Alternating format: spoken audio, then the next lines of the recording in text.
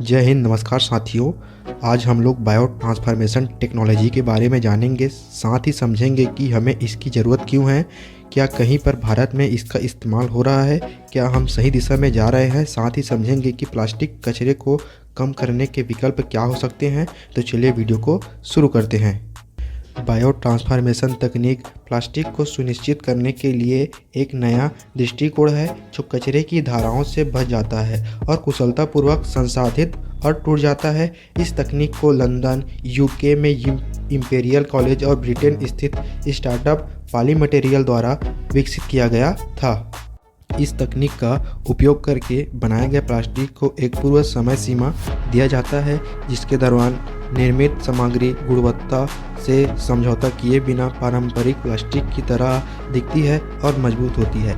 एक बार जब उत्पाद समाप्त हो जाता है तो यह स्वतः नष्ट हो जाता है और जैव उपलब्ध मोम में बायो ट्रांसफ़र हो जाता है। फिर इस मोम का सूक्ष्म जीवों द्वारा उपयोग किया जाता है। कचरे को पानी, CO2 और बायोमास में परिवर्तित किया जाता है।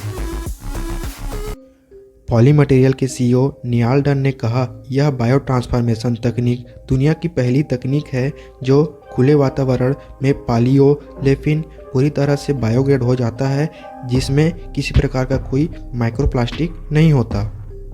अब जानते हैं कि हमें इसकी ज़रूरत क्यों पड़ी। भारत के पर्यावरण मंत्री श्री भूपेंद्र यादव ने कहा था कि देश में सालाना 3.5 अरब किलोग्राम प्लास्टिक कचरा पैदा हो रहा है और पिछले 5 सालों में प्रति व्यक्ति प्लास्टिक कचरे का उत्पादन भी 2 गुना हो गया है, जिसमें से 1/3 पैकेजिंग वेस्ट से आता है। 2019 के स्टडी के अनुसार ई-कॉमर्स फार्मों से प्लास्टिक पैकेजिंग कचरे का अनुमान दुनिया भर में 1 बिलियन किलोग्राम से अधिक था।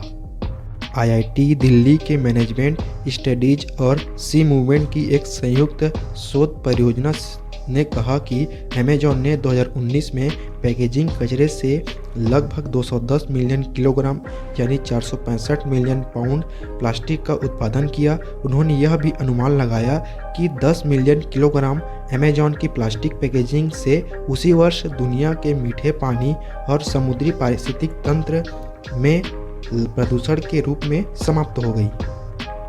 हालांकि अमेजॉन इंडिया ने अब अपने पूर्ति केंद्रों में एकल उपयोग वाले प्लास्टिक को समाप्त कर दिया है।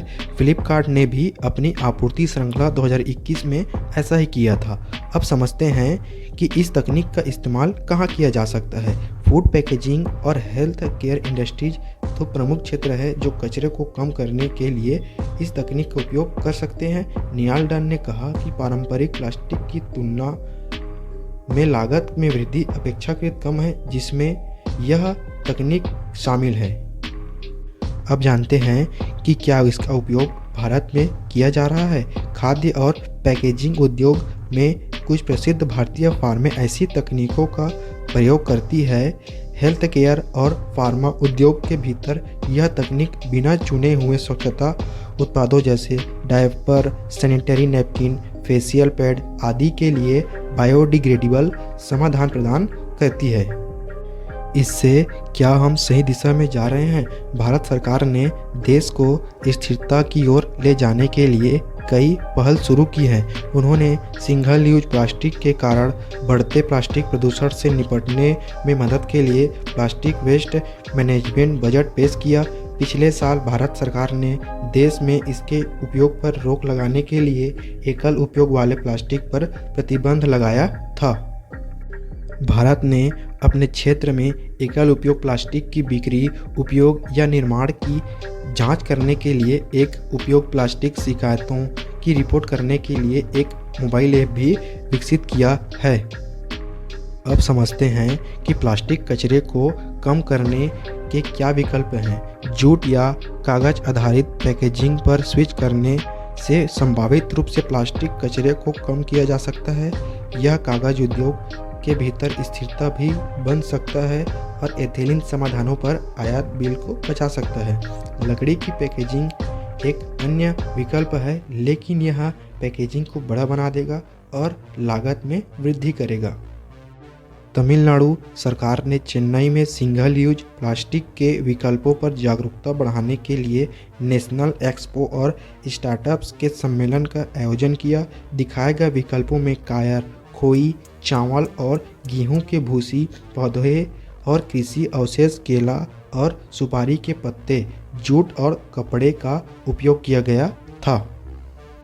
तो चलिए साथियों, आज की बायो ट्रांसफॉर्मेशन टेक्नोलॉजी की बातों को यहीं पर समाप्त करते हैं।